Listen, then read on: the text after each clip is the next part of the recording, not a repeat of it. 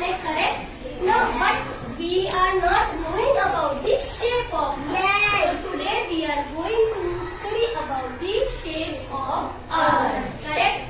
Now, somehow the Earth is look like a spherical ball. Spherical means what? It is flattened from the top and bulgy from the middle. Correct? Yes. Correct?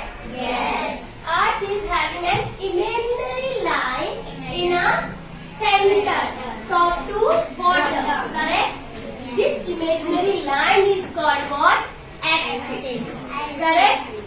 In axis, it rotates like this. Correct? Yes. The rotation of Earth. Yes. It is somehow in tilt position. Tilt means you are knowing slightly. They have one. Correct? Yes.